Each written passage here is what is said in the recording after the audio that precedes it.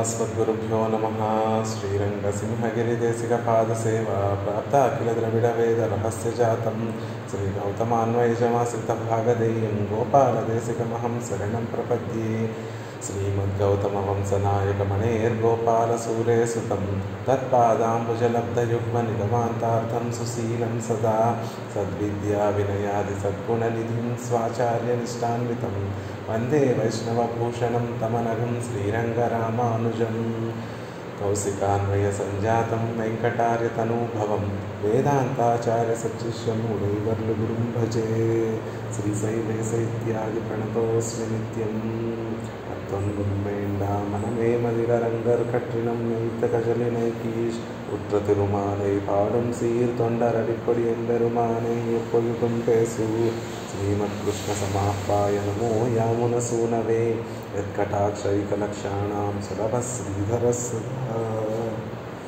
భాగవతోత్తములందరికీ కూడా దాసోహాలు సమర్పిస్తూ తొండరడిప్పటి ఆళ్వార్లు అనుగ్రహించినటువంటి అద్భుతమైనటువంటి తిరుమాలై అనేటటువంటి ప్రబంధంలో అత్యద్భుతంగా ఆ మనసుని ఆనందంతో రంగనాథుడిని సేవింపచేస్తూ మనసంతా కూడా ఆనందింపచేసేటటువంటి వారి శ్రీ సూక్తులు పాసురాలన్నింటినీ కూడా ఆచార్య కటాక్షంగా భగవత్ కటాక్షంగా సేవిస్తూ ఉన్నాం.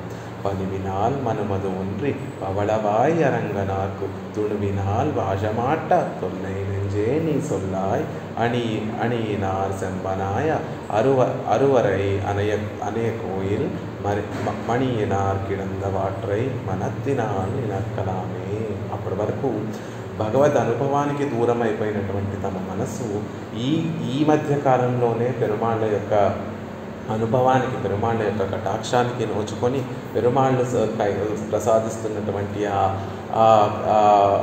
వైభవాన్ని అంతటినీ కూడా ఆ భాగ్యాన్ని అంతటినీ కూడా అనుభవిస్తున్నటువంటి తమ మనసు ఆళ్వార్ల యొక్క స్థితిని చూసి, అయ్యో ఆళ్వారే, ఇలా నిత్యము పెరుమాళ్ళని సేవిస్తూ ఉంటే మీరు ధరించి ఉండలేకపోతున్నారు కదా, నిలవలేకపోతున్నారు కదా, పోనీ కొంచెం పరిచ్ఛేదంగా అయినా పెరుమాళ్ళని సేవించి చూడండి, అప్పుడైనా మీరు ధరిస్తారేమో అంటే కంటిన్యూస్గా కాకుండా కొంత సమయాల్లో కొంత జీవితంలో కొంతపాటు పెరుమాళ్ళ సేవకి, కొంతపాటు దేహయాత్రకి అలా పెట్టుకోండి, అలా చేస్తే మీకేమన్నా బాగుంటుందేమో అని తమ మనసు ఒక ఆలోచన చేస్తే, అయ్యో మనసా, పిచ్చి మనసా, ఒక్కసారి రంగనాథుడిని సేవించినటువంటి వారు ఎవరైనా మళ్ళీ ఆ అనుభవాన్ని దూరం చేసుకోగలరా? నువ్వే చెప్పు అని తమ మనసుని అడుగుతున్నారు ఆళ్వార్లు.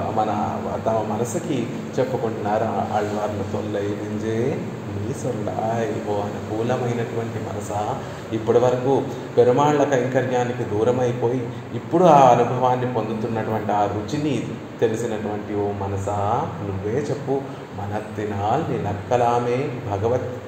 భగవద్ అనుభవం ఇంత అనుభవిస్తే సరిపోతుంది అని లెక్క కట్టగలమా? అని దానికి ఒక హద్దు కట్టగలమా? ఓ మనసా, నువ్వే ఆలోచించి చెప్పు. నీ ఆలోచనకైనా అందుతుందా భగవద్ అనుభవం?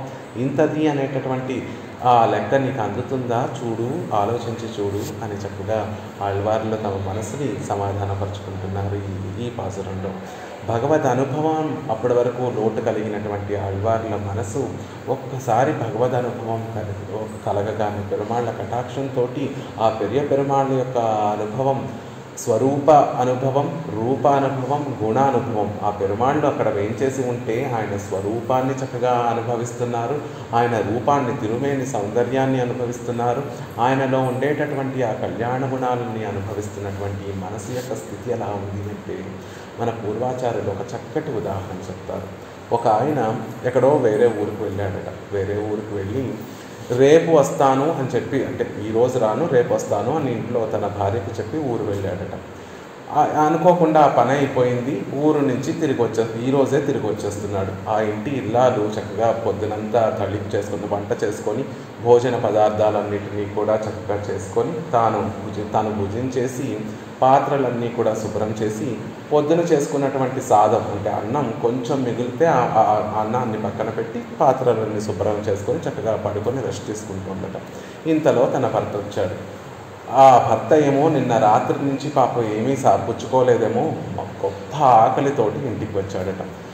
భార్య తలుపు తీయగానే, ఏమండి ఇప్పుడే వచ్చేసారేంటి, రేపు వస్తున్నారు కదా, ఇవాళే ఏమిటి, ఎలా ఉన్నారు, బాగున్నారా అని భార్య అడుగుతున్నా కూడా, లేదు ముందు నాకు సాపాటు పెట్టు, నాకు ఆకలి, గొప్ప ఆకలి వేసేస్తోంది, చాలా ఆకలి వేస్తోంది, నిన్న రాత్రి నుంచి నేనేం పుచ్చుకోలేదు, చాలా ఆకలి వేసేస్తుంది. ఈ మాటలన్నీ తర్వాత వెంటనే నేను వెళ్ళి స్నానము సంధ్యావందనం చేసుకొని వస్తాను, ముందు నాకు సాపాటు పెట్టు అని అన్నాడట. అయ్యయ్యో, మీరు ఇవాళ రారనుకొని నేను చేసినటువంటి పదార్థాలన్నీ కూడా నా ఒక్కదానికే చేసుకున్నానండి, అవన్నీ కూడా అయిపోయాయి, కేవలం పొద్దున చేసినటువంటి సాదం అన్నం మాత్రమే ఉంది, ఉండండి ఒక 5 నిమిషాలు ఉంటే వెంటనే మీకు సాదం ఇప్పుడే చేసేసి వేడివేడిగా ఆ సాదాన్ని పెడతానంటే, అమ్మో నేను అంతసేపు ఆగలేను, 2 నిమిషాల్లో నేను స్నానం చేసి సంధ్యావందనం చేసి వచ్చేస్తాను అని వెళ్ళిపోయారట.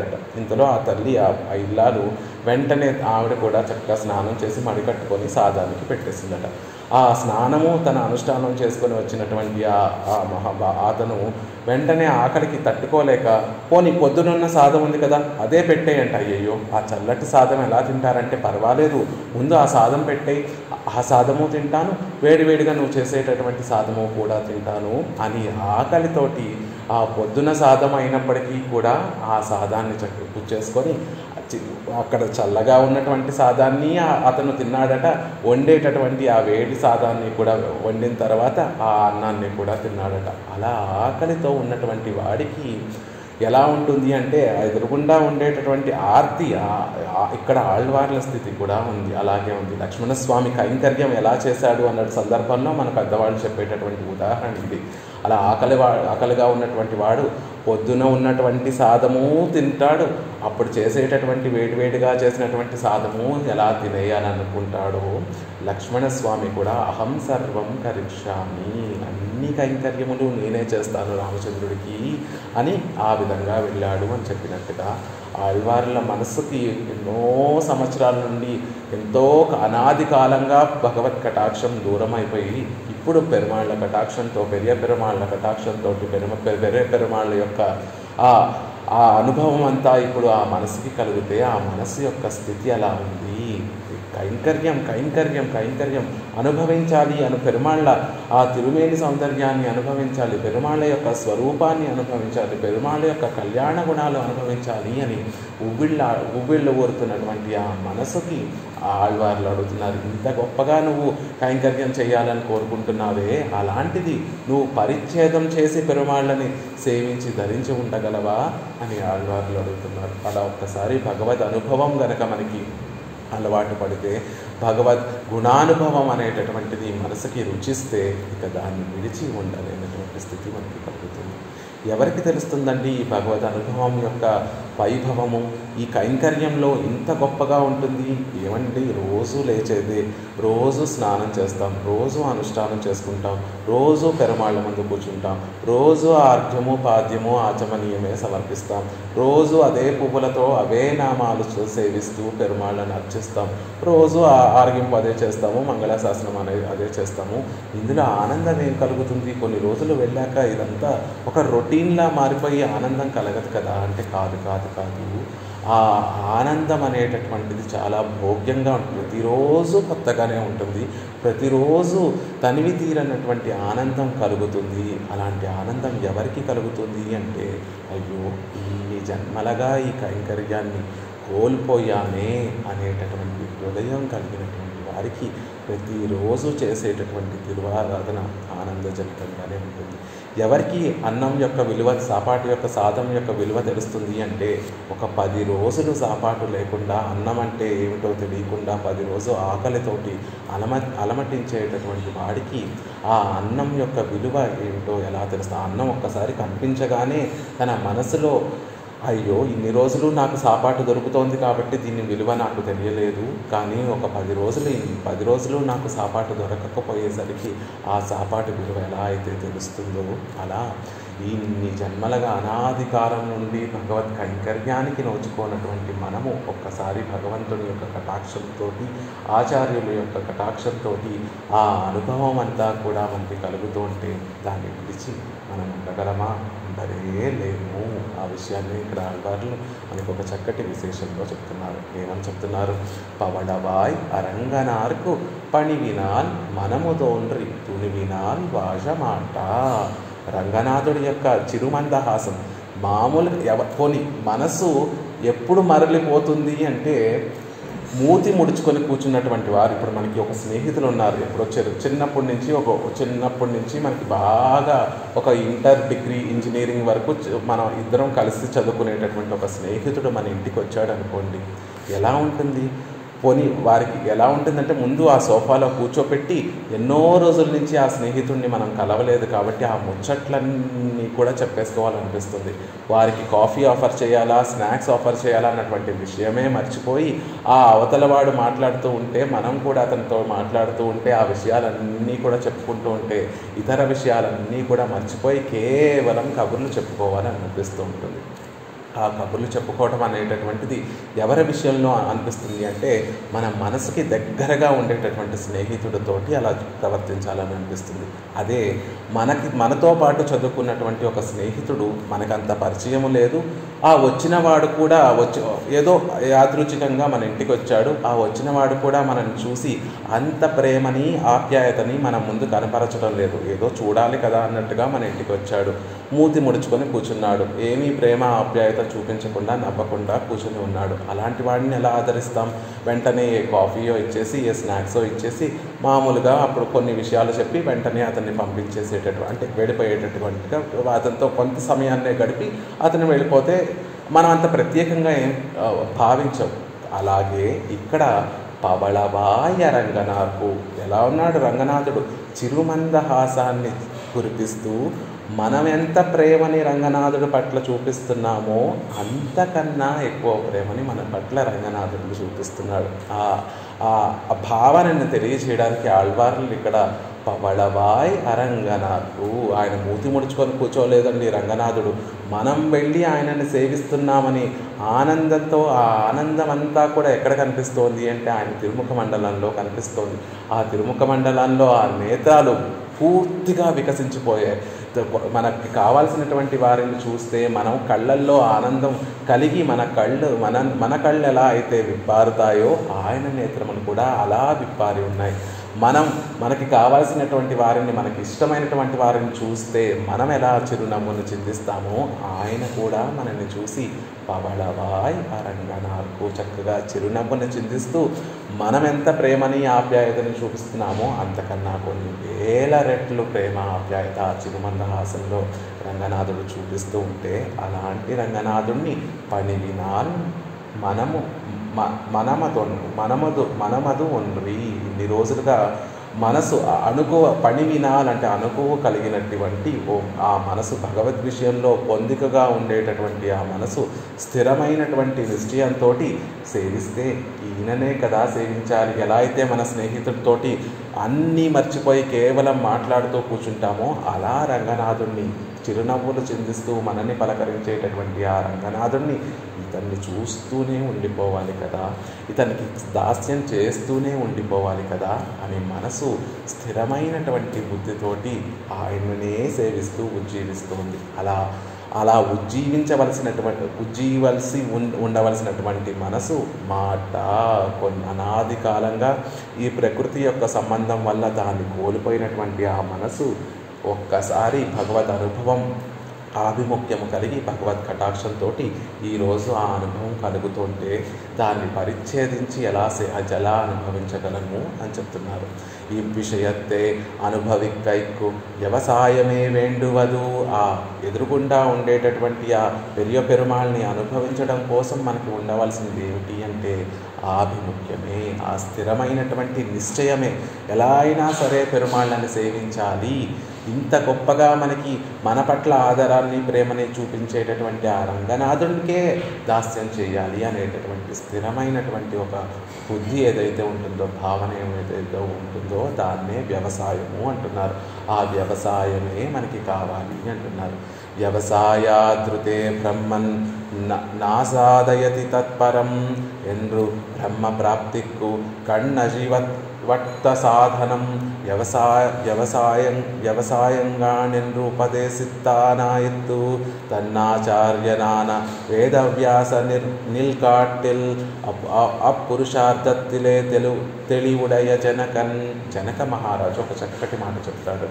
వేదవ్యాసుడి కన్నా ఆ పరమాత్మ యొక్క కైంకర్యం పట్ల అభిరుచి కలిగినటువంటి జనక మహారాజు ఒక గొప్ప విషయాన్ని చెప్పాడు.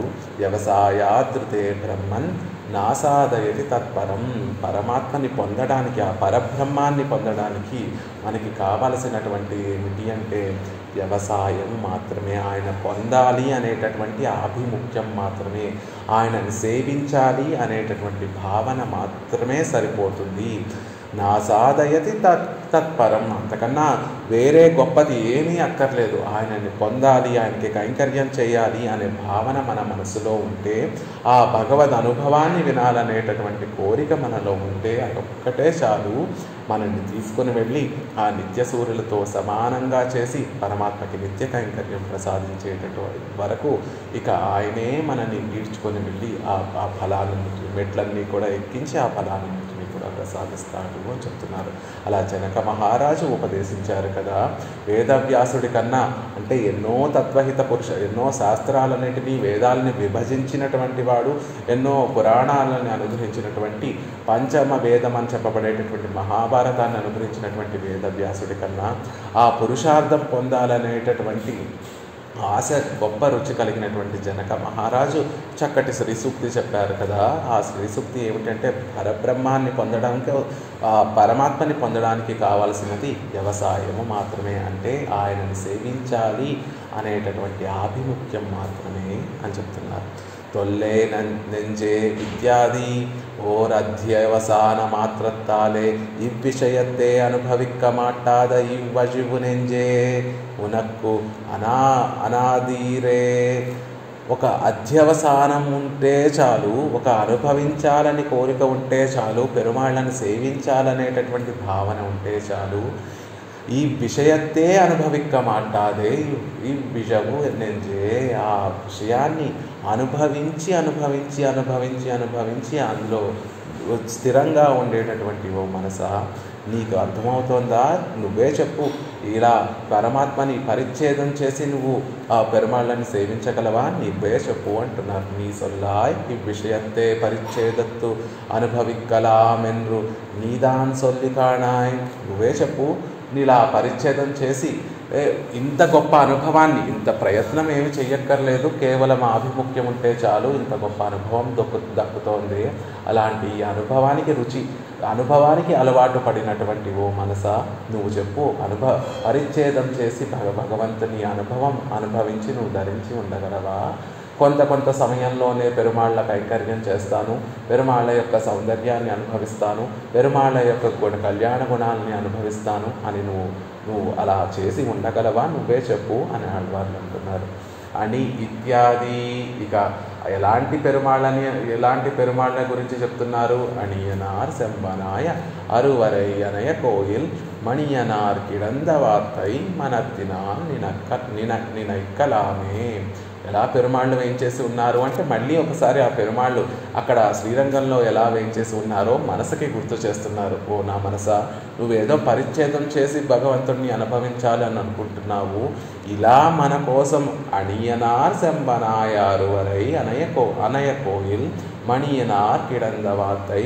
ఒకసారి ఇలా పెరుమాళ్ళు వేయించేసి ఉన్నారు కదా, ఈ స్వామిని నువ్వు పరిచ్ఛేదం చేసి అనుభవించాలనుకుంటున్నావు, ఒకసారి ఆలోచించి చూడు అని చెప్తూ ఆ రంగనాథుడు శ్రీరంగంలో ఎలా వేయించేసి ఉన్నారో మనకి అనుగ్రహిస్తున్నారు.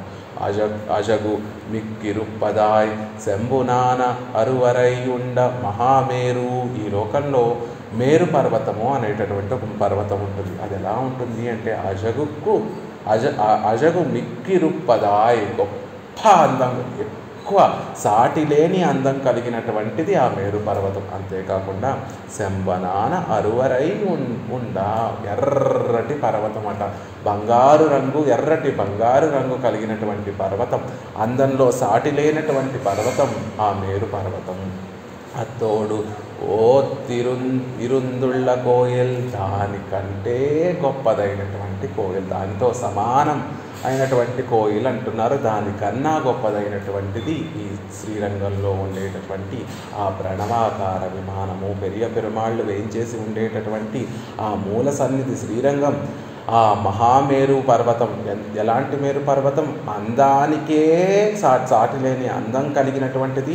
ఎర్రటి బంగారు వర్ణంలో ఉండేటటువంటి ఆ మేరు పర్వతం కన్నా గొప్ప శోభ కలిగినటువంటిది శ్రీరంగం కదా అంటున్నారు. అని అంటే ఆభరణము అని అర్థం.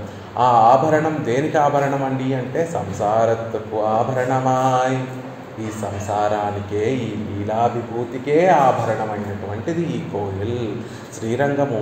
ఈ లోకంలో ఉండేటటువంటి ఆ లోకానికే ఆభరణమైనటువంటిది. ఆభరణం అంటే ఏమిటి? ధరించిన వారికి శోభను కలిగించేటటువంటిది ఆభరణం. ఎవరైతే శ్రీరంగం వెళ్తారో, శ్రీరంగం వెళ్ళి పెరుమాళను సేవిస్తారో వారు కూడా ఉజ్జీవింపచేసి వారిని కూడా చక్కగా ప్రకాశింపచేసేది ఆభరణం. కాబట్టి సంసారత్వకు ఆభరణమాయ్ దర్శనీయమాయ్, చూడడానికి ఎంతో భోగ్యంగా ఉండేటటువంటి, దర్శించడానికి ఎంతో భోగ్యంగా, చూసినటువంటి కళ్ళకి చక్కటి ఆనందాన్ని కలగచేసేటటువంటి కోయిల్. ఎందుకు దర్శనీయమాయ్ అంటున్నారంటే ఇదివరకు పాసురాల్లో మనకి చెప్పారు. ఆ కోయిల్, ఆ శ్రీరంగంలో ఉండేటటువంటి ఆ తోటల యొక్క సంపదన అంతటినీ కూడా ఆళ్వార్లు చక్కగా మనకి అనుగ్రహించారు. వండినం మురళం సోలై మైలినం ఆలుం సోలై కొండల మీద అణవం సోలై కుయిలినం కూవం సోలై అండర్కోన్ అమరం సోలై అనేటటువంటి కోయిలు కదా. అందుకే చూసినటువంటి వారికి ఆనందాన్ని కలిగించి మళ్ళీ మళ్ళీ మళ్ళీ చూడాలి అనేటటువంటి శ్రీరంగము.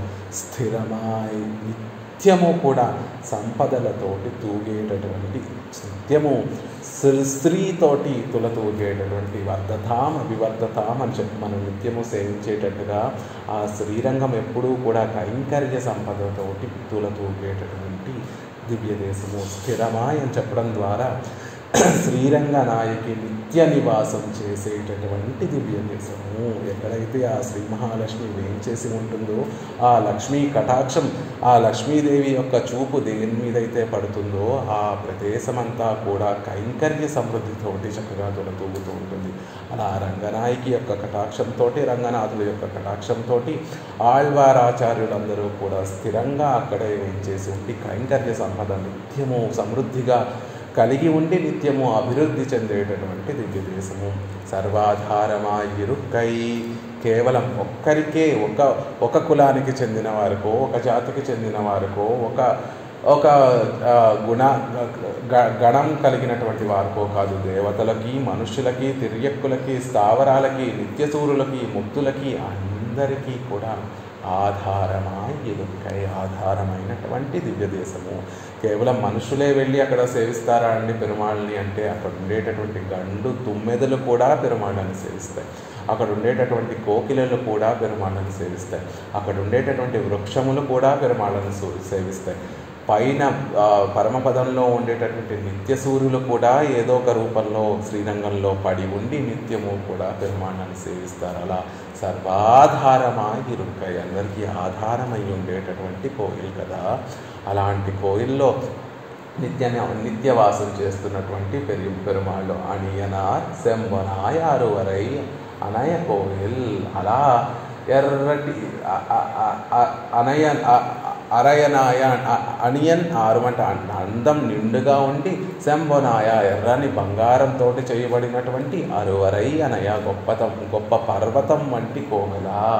ఆ మేరు పర్వతం ఎలా ఉంటుందో అలాంటి పర్వతం లాంటి కోవెలలో ఒక ఇంద్రనీలం మణిని పొదిగినట్టుగా ఉన్నారు పెరుమాళ్ళు. మణియనార్ కిడంద వార్తే, ఒక మణిని పొదిగితే ఎలా ఉంటారో అలా శ్రీరంగనాథుడు ఆ పర్వతంలో, బంగారు పర్వతంలో ఒక మణిని పొదిగితే, ఒక బంగారు ఆభరణంలో ఒక ఇంద్రనీల మణిని పొదిగితే ఆ ఆభరణానికే ఎంతో చక్కటి ప్రకాశము, గొప్ప వైభవం ఎలా అయితే కలుగుతుందో అలా దివ్యక్షేత్రమే, దివ్య దేశమే ఎంతో గొప్పది. ఆ గొప్పదైనటువంటి ఆ దివ్య దేశంలో మణి, ఒక గొప్ప ఇంద్రనీలమణి పొదిగినట్టుగా ఉన్నారు పెరుమాళ్ళు, ఏం చేసి ఉన్నారు అని చెప్తున్నారు.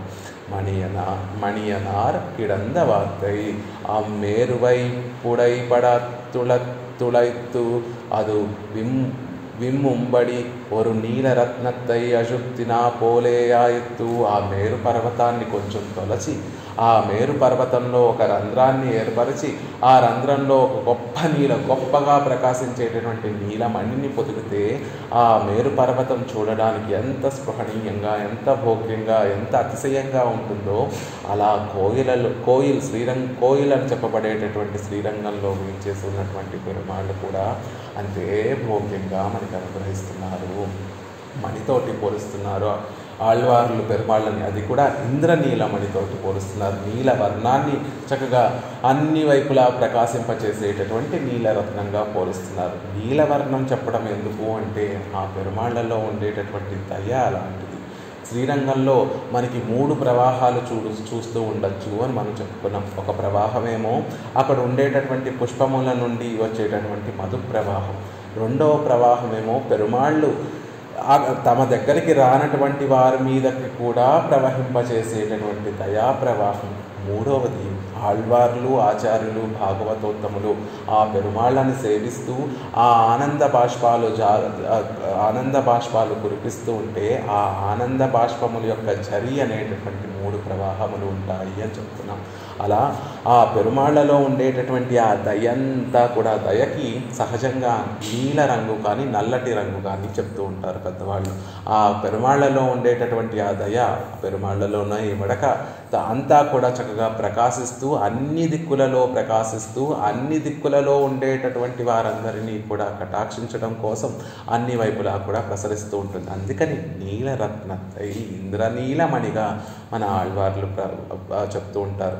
సహజంగా మామూలుగా ఇంద్రనీలమణి కన్నా కూడా ఒక పచ్చటి రత్నమో ఎర్రటి రత్నమో స్పృహణీయంగా ఉంటుంది. కానీ ఇంద్రనీలమణి యొక్క వైభవం ఏమిటి అంటే అది పెరుమాళ్ళ యొక్క దయకి చిహ్నంగా ఉంటుంది. ఆ దయ అనేటటువంటిది కనిపిస్తూ ఉంటుంది. ఆ పెరుమాళ్ళ లోపల ఉండేటటువంటి దయ పొంగి పొర్లి మనందరికీ కూడా కనిపించేటటువంటి రత్నంగా ఉంటుంది. ఎలా తెలిసిపోతుందండి అంత దయ ఉందని పెరుమాళ్ళకి? ఎలా తెలిసిపోతుందంటే మాలే మణివన్న అని ఆండాళ్ళ తల్లి చెప్తుంది.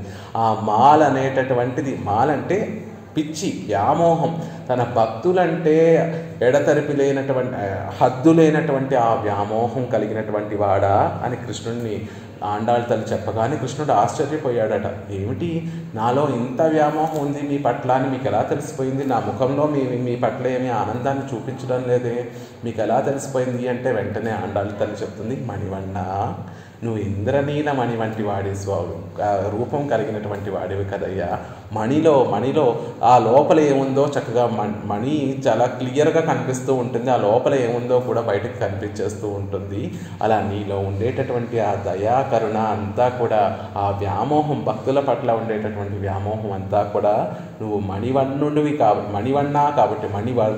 కాబట్టి అదంతా బయటకు కనిపిస్తోంది అని చెప్పినట్టుగా ఇక్కడ ఆళ్వార్లు మణియనార్ అని పెరుమాళ్ళని సంబోధిస్తూ మణియనార్ కిడంద వార్తై, ఒక ఇంద్రనీల మణిని ఆ ఎర్రటి బంగారు వర్ణంలో ఉండేటటువంటి మేరు పర్వతంలో ఉంచితే ఎలా అయితే భోగ్యంగా ఉంటుందో, అతిశయంగా ఉంటుందో అలా పెరుమాళ్ళు ఇక్కడ వేయించేసి ఉన్నారు. అంతేకాకుండా విలువైనటువంటి వజ్రాన్ని ఇనుప పెట్టెలోనో లేకపోతే చెక్క పెట్టెలోనో మనం పెట్టుకోము.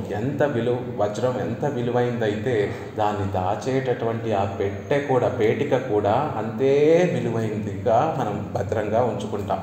ఒక కొన్ని కోట్లు ఖరీదు చేసేటటువంటి వజ్రాన్ని అంతే అతిశయంగా ఉండేటటువంటి ఒక స్వర్ణ పేటిక తెప్పించుకొని ఆ స్వర్ణ పేటికలో ఎలా అయితే భద్రపరుచుకుంటామో, ఈ లోకంలోనే విలువ కట్టలేనటువంటి ఆ పెరుమాళ్ళు ఇలా స్పృహణీయమైనటువంటి బంగారు వర్ణంలో ఉండేటటువంటి అందరికీ కూడా అతిశయాన్ని కలిగించేటటువంటి కోయిల్ అనేటటువంటి ఆ దివ్యక్షేత్రంలో, దివ్య దేశంలో పెరుమాళ్ళు వేయించేసి ఉన్నారు. అలాంటి దివ్య దేశంలో ఒక చక్కటి ఇంద్రనీలమణి పొదగబడిందా అన్నట్టుగా ఉంది అని చెప్తున్నారు.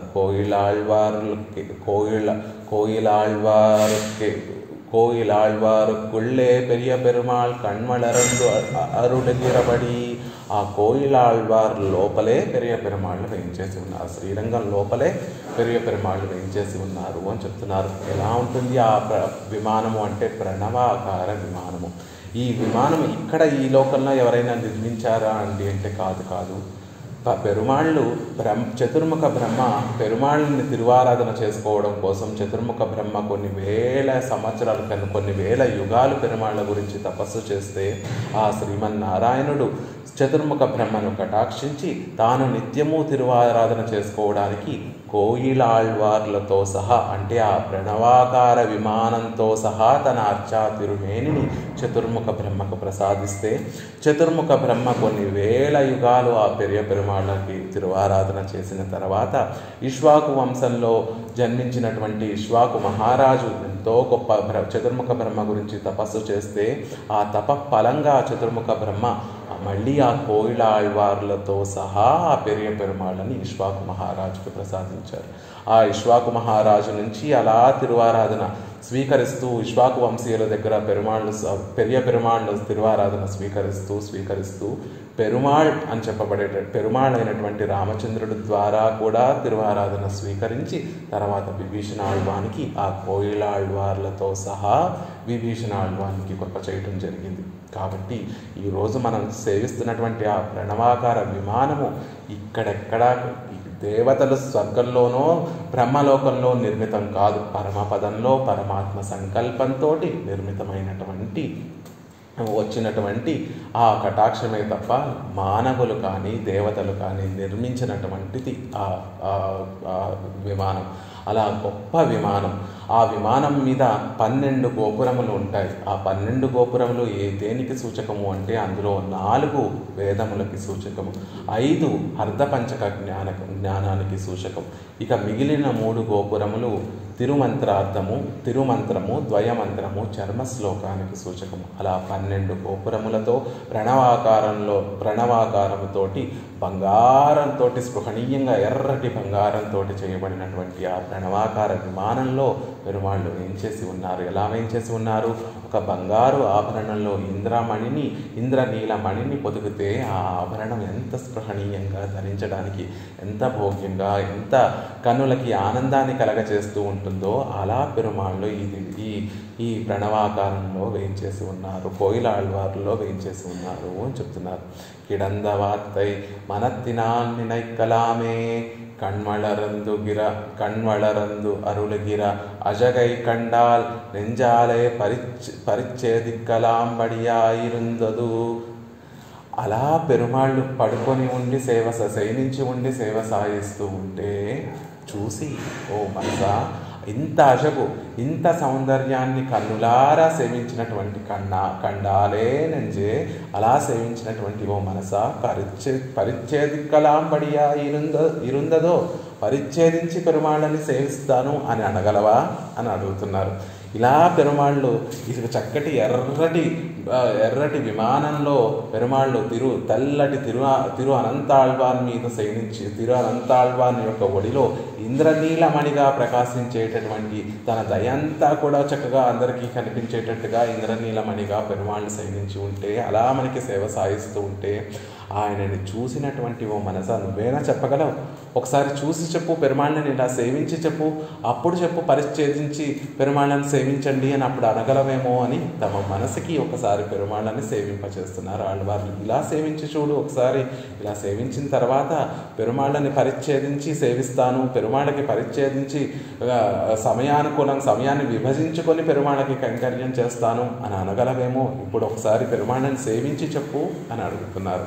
ఎలా పెరుమాళ్ళు ఎలా సేవింపచేశారట ఆ మనసుకి, ఆళ్వార్ల యొక్క మనసుకి అంటే స్వరూపత్తే పరిచ్ఛేదిక్కిలం ఆయన స్వరూపాన్ని పూర్తిగా అనుభవిస్తున్నటువంటి నువ్వు పూర్తిగా పెరుమాళ్ళ యొక్క స్వరూపాన్ని నిన్ను అనుభవించేశాను అని అనగలవా? అనలేవు.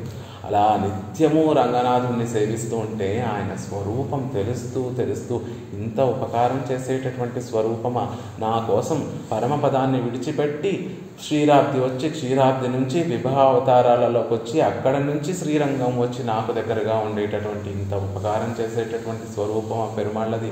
మనం ఏమీ ఇవ్వకపోయినా మనలో ఉండేటటువంటి మనసులో ఉండేటటువంటి భావనని పుచ్చుకొని మనకి ఇంత కటాక్షం చేసేటటువంటి స్వరూపమా పెరుమాళ్ళది. ఇలా ఆలోచిస్తూ పోతూ ఆ ఆలోచన పెరుమాళ్ళ స్వరూపానికి వెతుక్కుంటూ ఉంటే ప్రతిసారి కొత్తది మనకి ఇంత దగ్గరగా మనకు ఉపకారం చేసేటటువంటి పరంపరలన్నీ కూడా గుర్తొస్తూ ఉంటాయి. ఏ సుకృతం చేయకపోయినా మనం చేసేటటువంటి దుష్కృతాలనే సుకృతాలుగా భావించి మనని కటాక్షించేటటువంటి సహృదయం కలిగినటువంటి వాడా పరమాత్మ. మనం చేసేటటువంటి పాపాలన్నిటినీ కూడా చూసి మనని దూరంగా నెట్టేయకుండా పాపాలనే భోగ్యంగా స్వీకరించేటటువంటి గుణం కలిగినటువంటి వాడా పరమాత్మ అని ఆయన యొక్క స్వరూపాన్ని తలుచుకుంటూ ఉంటే దానికి అవధి అనేటటువంటిది ఉండవు. అలా మన భావన పరంపరలు వస్తూనే ఉంటాయే తప్ప దానికి పరిచ్ఛేదం అనేటటువంటిది ఉండదు అని చెప్తున్నారు. తదాశ్రయణమాన కళ్యాణ గుణంగులే పరిచ్ఛేదిక్కిலும் పెరుమాళ్ళని పెరియ పెరుమాళ్ళని ఆశ్రయించినటువంటి ఆ కళ్యాణ గుణాలకి పరిచ్ఛేదం ఉంటుందా? పెరుమాళ్లలో ఎన్ని కళ్యాణ గుణములు ఉన్నాయి అంటే మన పెద్దవాళ్ళు ఒక చక్కటి ఉదాహరణ, 2 రకాలుగా ఒక ఉదాహరణ చెప్తారు. ఒక అతను ఆకాశాన్ని అంతటినీ కూడా తన బాణాలు ప్రయోగించి బాణాలతో నింపేయాలనుకున్నాడు. 2 అమ్ముల పొదలు పుచ్చుకున్నాడు. ఆ అమ్ముల పొదలో అనేక లెక్కలైనటువంటి బాణాలు పెట్టుకొని ధనస్సు పట్టుకొని వెళ్ళి ఆకాశంలోకి బాణాలు వేయడం ప్రారంభించాడు. వేస్తున్నాడు. తన అమ్ముల పొదలో బాణాలు అయిపోయాయి, కానీ ఆకాశం బాణాలతోటి నిండలేదు. అలా పెరుమాళ్లలో ఎన్ని కళ్యాణ గుణాలు ఉన్నాయి అని మనం లెక్క పెట్టడం మొదలు పెడితే అవి ఎన్నున్నాయో మనకి తెలియవు. ఎందుకంటే అవి అనంతమైనటువంటి కళ్యాణ గుణములు కలిగినటువంటి వాడు కాబట్టి సర్వేశ్వరుడు. పోనీ ఒక్క గుణాన్ని తీసుకొని అది ఎంత అవధిగా ఉంది, ఎంత దూరంగా ఉంది అనేటటువంటి దాన్ని మనం చూద్దామా అని మనం కాదు. అనంతావైహి వేదాహ అని చెప్పబడేటటువంటి ఆ వేదమే ఆనందం అనేటటువంటి కళ్యాణ గుణాన్ని కొలవడానికి ప్రయత్నించి అప్రాప్త మనసా సహా నేను మాటలలోనే కాదు మనసుతో కూడా లెక్క పెట్టలేకపోతున్నాను పరమాత్మ యొక్క ఆనందం అనేటటువంటి గుణం ఎంతుంది అని చెప్పలేకపోతున్నాను అని అనంతావైహి వేద. పెరుమాళ్ళు ఎలా అయితే అనంతమైనటువంటి కళ్యాణ గుణములు కలిగినటువంటి వారో ఆ వేదాలు కూడా అనంతములైనటువంటి వేదములు ఒక కళ్యాణ గుణమైనటువంటి ఆ ఆనందాన్ని పరిపూర్ణంగా లెక్క కట్టలేకపోయింది. అలా పెరుమాళ్లలో కళ్యాణ గుణాలు ఎన్నున్నాయో చెప్పలేము. పెరుమాళ్ల యొక్క ఒక్కొక్క గుణము ఇంత ఉంది అని పరిచ్ఛేదాన్ని చూపించలేము అని చెప్తున్నారు. ఇంకొక రకంగా చెప్పుకోవాలంటే మనలో దోషాలు పాపాలు ఎన్ని ఉంటాయో పెరుమాళ్లలో కూడా మన పాపాలైనా లెక్క కట్టచ్చాము. నిజానికి మనం ఎన్ని పాపాలు చేసుకున్నామో మనకే తెలియదు. పెరుమాళ్ళకి తప్ప ఇంకెవరు కూడా ఆ పాపాలన్నీ కూడా తొలగించలేరు. అలా మనం ఎన్ని పాపాలు చేసుకుంటున్నామో అంతకన్నా గొప్ప కొన్ని కోట్ల రెట్లు పెరుమాళ యొక్క కళ్యాణ గుణములు ఉంటాయి అని మన రసోక్తిగా మన పూర్వాచార్యులందరూ చెప్తారు. అలాంటి కళ్యాణ గుణాలకి హద్దు పెట్టలేము. పెరుమాళ్ళ రంగనాథుడు పెరియ పెరుమాళ్ళని సేవిస్తూ ఉంటే, ఆయన పాదపద్మములు సేవిస్తూ ఉంటే మనకి ఆయన యొక్క సౌశీల్యం గుర్తొస్తుంది, సౌలభ్యం గుర్తొస్తుంది. ఆయన కిరీటాన్ని చూస్తే ఆయన పరత్వం గుర్తొస్తుంది, ఆయన చిరునవ్వును చూస్తే ఆయన వాత్సల్యం గుర్తొస్తుంది, ఆయన నేత్రములను చూస్తే ఆయన దయాగుణం గుర్తొస్తుంది, ఆయన అధరములను చూస్తే మనకి ఆయన కరుణ గుర్తొస్తుంది, ఆయన వక్షస్థలాన్ని చూస్తే ఆయన సౌలభ్యం గుర్తొస్తుంది. మన కోసం కదా పెరుమాళ్ళు లక్ష్మీదేవిని వక్షస్థలంలో నిత్యము ఉండేటట్టుగా చేస్తున్నారు అని ఆయన సౌలభ్యము, ఆయన వాత్సల్యము, ఇలా అనేక కళ్యాణ గుణములు.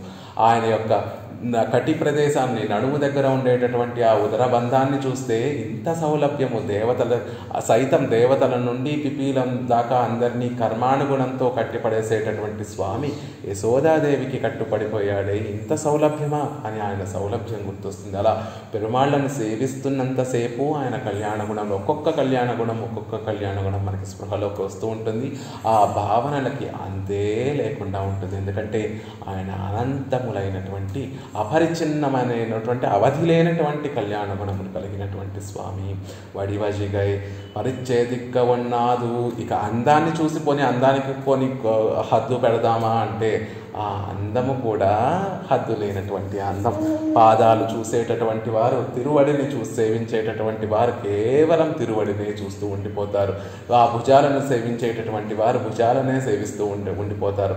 ఆ తిరుమార్పు వక్షస్థలాన్ని సేవించేటటువంటి వారు వక్షస్థలమే సేవిస్తూ ఉంటారు. ఒక చిన్న ఐతిహ్యం చెప్తారు. రామచంద్రుడు మిథిలా నగరానికి వెళ్ళినప్పుడట విశ్వామిత్ర మహర్షి ముందు నడుస్తున్నాడు, వెనకాల రామచంద్రుడు నడుస్తున్నాడు, వెనకాల లక్ష్మణస్వామి నడుస్తున్నారు. ముగ్గురు ఒక వరుసలో నడుస్తున్నారు.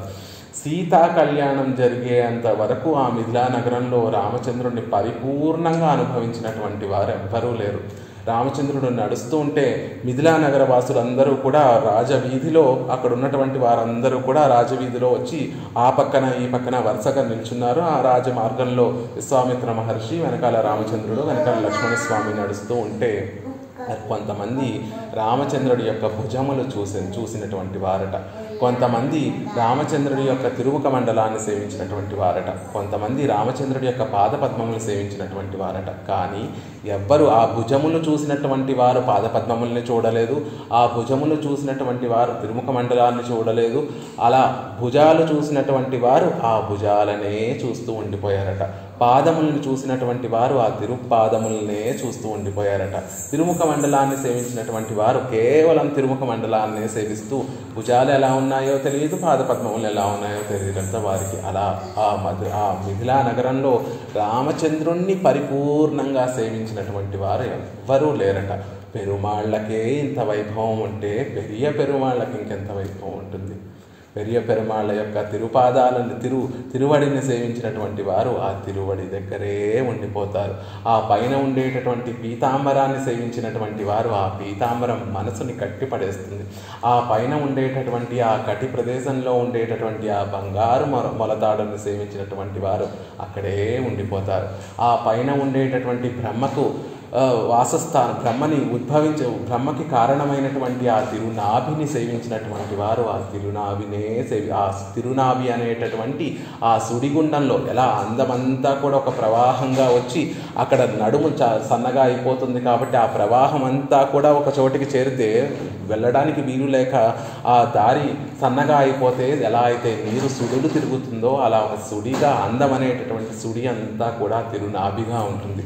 ఆ నాభిని సేవించేటటువంటి వారు ఆ నాభినే సేవిస్తూ ఉంటారు. కొంచెం ఆ సుడిగుండంలో నుండి పైకి వచ్చి ఆ వక్షస్థలాన్ని సేవించినటువంటి వారు ఆ వక్షస్థలాన్నే సేవిస్తూ ఉంటారు. ఆ పైన ఉండేటటువంటి కంఠము ఆభరణాలన్నిటినీ కూడా తానే ధరిస్తూ ఉండి మీ అందరినీ మాసుచహ, మీరు ఏడవక్కర్లేదు, మిమ్మల్ని అందరినీ కూడా నేను రక్షిస్తాను అని చెప్పినటువంటి ఆ కంఠం ఉందే, ఆ కంఠాన్ని సేవించేటటువంటి వారు ఆ కంఠాన్నే సేవిస్తూ ఉంటారు. ఆ పైన అధరములను సేవించేటటువంటి వారు అధరాలనే సేవిస్తూ ఉంటారు. ఆ పెరియవాయి కంగళ్, నాసిక దగ్గర నుండి కర్ణాంతముల వరకు చెవుల వరకు వ్యాపించి ఉన్నటువంటి ఆ తిరునేత్రములను సేవించేటటువంటి వారు ఆ తిరునేత్రములనే సేవిస్తూ ఉండిపోతారు. అలా దివ్య తిరుమేనిని పూర్తిగా అనుభవించినటువంటి వారు ఒక్కరు కూడా ఉండరు. అడివజిగైక్కు పరిచేదిక్క ఉన్నాదు. ఆ అందానికి, తిరుమేని సౌందర్యానికి హద్దు ఇంత అని మనం చెప్పగలమా? ఈరోజు చూసినటువంటి వారు మళ్ళీ వెళ్ళి రేపు రంగనాథుడిని చూస్తే మళ్ళీ అప్పటికప్పుడు కొత్తగానే అపోజితుకు అపోజితే ఎన్నారావముదే తనివి తీరనటువంటి అమృతంగా క్షణక్షణానికి రేపటి వరకు అవసరం లేదు. ఒకసారి చూసినటువంటి తిరువడినే మళ్ళీ కనురెప్ప తిరుముఖాన్ని సేవించి మళ్ళీ తిరువడిని సేవిస్తే అయ్యో ఇందాక సింజితాలని చూడలేదే మనం, సింజితాల ఆ నూపురాలతోటి పెరుమాళ్ళ యొక్క తిరువడి ఎంత భోగ్యంగా ఉంది అని అప్పటికప్పుడు కొత్తగా కనిపిస్తుంది. మళ్ళీ ఇంకొకసారి పైన ఉండేటటువంటి వక్షస్థలాన్ని చూసి మళ్ళీ తిరువడిని సేవిస్తే మళ్ళీ ఆ తిరువడి ఒకటి ఒక దిక్కుకు తిరిగి ఉండి ఒకటి కొంచెం పక్కకి చాచినట్టుగా కొంచెం పైకి ఉన్నట్టుగా తిరువడి పెరుమాళ్ళ సేవ సాగిస్తూ ఉంటారు. ఆహా, మనల్ని రక్షించడానికి సిద్ధంగా ఉన్నట్టుగా ఇలా తిరువడి ఉందే, ఈ విశేషాన్ని ఇంతకుముందు చూడలేదు, ఇందాక సేవించినప్పుడు చూడలేదే అని ఆ తిరువడికి ఎప్పటికప్పుడు ఆరావముదే, ఆ తృప్తామృతము ఎంత అనుభవించినా కూడా తృప్తి అని కలగకుండా ఉండేటటువంటి గొప్ప సౌందర్యం కలిగినటువంటిది ఆ వడివజుగు అని చెప్తున్నారు. నినైవుక్కు పరికరమానాదై ఒజియ వేరొరు కరణత్తాలే నినైక్కిల్ నినైక్కుమత్తనే కాణుం. భావనలకు పరికరమైనటువంటి ఓ మనసా, పోనీ అందుకే మనసుతో చెప్తా, వేరే కరణాలతోటి చెప్పడం లేదు, ఆలోచించేటటువంటి శక్తి కలిగినటువంటి ఓ మనసా, నువ్వు నువ్వు లెక్క కట్టగలవేమో ఆలోచించి చూడు అని ఆళ్వార్లు ఈ పాసురంలో అనుగ్రహిస్తున్నారు. కొన్ని విషయాలు నోటితో చెప్పలేకపోవచ్చు, కానీ మనసుతో లెక్క కట్టగలం. ఇప్పుడు ఒక పర్వతం ఎంత ఎత్తుంది, ఒక సముద్రం ఎంత లోతుంది అంటే మనం కరెక్ట్గా నోటితో ఇంత ఎత్తుంది, ఇన్ని అడుగులు ఎత్తుంది అని చెప్పలేకపోయినా అది ఎంత ఎత్తుందో మనసులో భావించగలిగేటటువంటి శక్తి మనకు ఉంటుంది. ఇంత సుమారుగా దాన్ని ఆ పర్వతాన్ని ఒక పక్కన పెట్టుకొని మనల్ని దాని పక్కన నిల్చొని ఊహించుకొని మనకన్నా కొన్ని వేల రెట్లలో ఉంటుంది ఆ పర్వతం అని మనసులో ఒక భావన పొందొచ్చు. అలా మనసులో భావించడానికి కూడా వీలు లేనటువంటి ఆ నిరవధికమైనటువంటి స్వరూపాన్ని కలిగినటువంటి స్వామి, కళ్యాణ గుణములు కలిగినటువంటి వాడు, వడివజగు గొప్ప తిరుమేని సౌందర్యం కలిగినటువంటి ఆ స్వామిని సేవిస్తున్నావు కదా, మనసుతో ఆలోచించైనా కూడా దానికి అవధి కట్టలేవో మనసా అని చెప్తున్నారు ఆళ్వార్లు. మనసులో ఇంత నోటితో చెప్పలేకపోవచ్చు, కొని ఆ మనసులో అయినా ఇంత అవధి కలిగి ఉంటుంది ఆ పెరుమాళ్ళ యొక్క సౌందర్యానికి, పెరుమాళ్ళ యొక్క గుణాతిశయానికి, పెరుమాళ్ళ యొక్క స్వరూపానికి ఇంత అవధి ఉంటుంది అని మనసులో ఊహించుకోవడానికి కూడా వీలు లేనటువంటి గొప్ప అవధి లేనటువంటి రూప గుణములు కలిగినటువంటి స్వామి ఆ రంగనాథుడు. అలాంటి రంగనాథుడిని సేవిస్తూ పెరుమాళ్ళని సేవించి విచ్ఛేదించి చూడగలమని ఎలా అనగలవు? మనత్తినాల్ నీ నైక్కలామే, ఆలోచించి చూడగలవా? నువ్వే చెప్పు, నీ సొల్లాయ్, నువ్వే చెప్పు అని ఆ మనసుని అడుగుతున్నారు. మనత్తినాల్ అంటే మనస్సులో, నినైక్కలామే కొలవగలమా, ఆ అవధిని కొలవగలమా అంటే కొలవలేము. నీ సొల్లాయ్, ఓ మనసా నువ్వే చెప్పు అని చెప్పడం ద్వారా ఆ మనసులో ఇంత అవధి, ఇంత పరిచ్ఛేదము అని చేసి ఆ రంగనాథుడిని అలా మనం సేవించలేము అన్న విషయాన్ని ఆళ్వార్లు అనుకరిస్తున్నారు. ఎవరైతే ఒక్కసారి శ్రీరంగం వెళ్ళి ఆ పెరుమాళ్ళని సేవించినటువంటి వారు చాలులేండి, ఈ జన్మకి ఇది చాలు, ఒక్కసారి పెరుమాళ్ళని సేవించాము కదా ఇంకా చాలు ఈ జన్మకి అని అనుకునేటటువంటి మాటే ఉండదు.